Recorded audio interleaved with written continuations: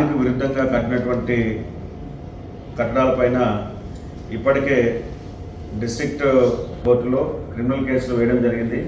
ఇప్పటివరకు 32 మందికి సమన్స్ కూడా జారీ చేశారు.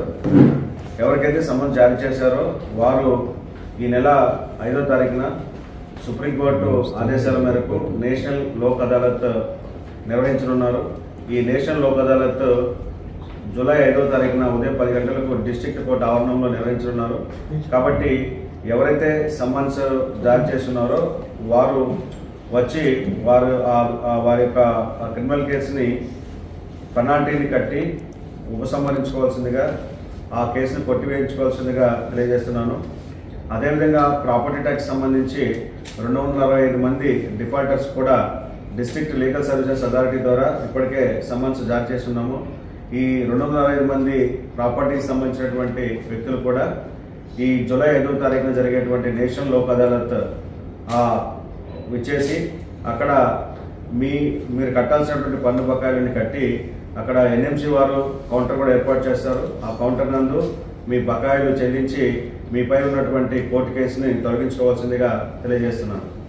అయితే గౌరవ సుప్రీంకోర్టు ఆదేశాల మేరకు ప్రతి 3 నెలలకు ఒకసారి నేషనల్ లోక్ అదాలత్ జరుగుతూ ఉంటుంది.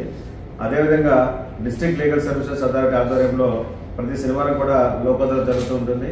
ఇక నుండి ఎవరైతే ట్యాక్స్ స్టాప్ డిఫాల్టర్స్ కానివ్వండి, అదేవిధంగా అనాథరైజ్ కన్స్ట్రక్షన్స్ కానివ్వండి, అదేవిధంగా deviations to the sanction plans ఎవరైతే ఉంటారో వీరన్నింటినీ కూడా క్రిమినల్ కేసుల ద్వారా డిస్ట్రిక్ట్ లీగల్ సర్వీస్ అథారిటీ ద్వారా సమన్స్ జారీ చేయడం జరుగుతుందని, ఆ విధంగా ఇప్పటికే ఎవరి మీద అయితే జారీ చేస్తున్నారో వారు ఈ నెల 5వ తారీఖున జరిగేటువంటి నేషనల్ లోక్ అదాలత్లో వచ్చి మీపై ఉన్నటువంటి క్రిమినల్ కేసును అక్కడ పెనాల్టీ కట్టి కొట్టివేయించుకోవాల్సిందిగా తెలియజేస్తున్నాను.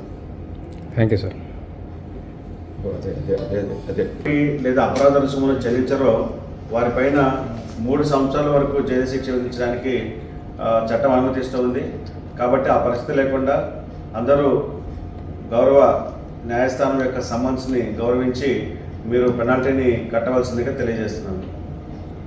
వేయడం అనేది ఒక తరహా వరకు అనుమతిస్తామండి. ఇంకా అడిషనల్ ఫ్లోర్స్ కానీ అట్లా వేసినట్టు ఖచ్చితంగా డిమాలిషన్ కూడా వెళ్తున్నాం. అదేవిధంగా ప్రాపర్టీస్ సీజ్ చేయడం కూడా వెళ్తున్నాం. అయితే ఇప్పటికే గౌరవ హైకోర్టు ఆదేశాల మేరకు రేపు ఇంకొక ఫంక్షన్ హాల్ కూడా త్వరలో సీజ్ చేయనున్నాము. సీజ్ చేసిన తర్వాత డిమాలిషన్ కూడా వెళ్తున్నాం.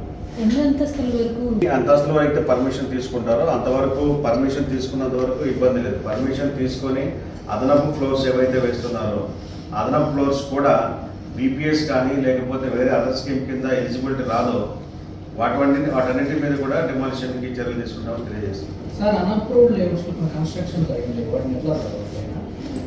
అన్అప్రూవ్డ్ లేఅవుట్స్లో ఉన్నటువంటి కన్స్ట్రక్షన్స్ అవి కూడా అనాథరైజ్ కన్స్ట్రక్షన్ ట్రీట్ చేసుకుంటాం. వాటి మీద కూడా ఛార్జ్ షీట్లు ఫైల్ చేస్తున్నాం.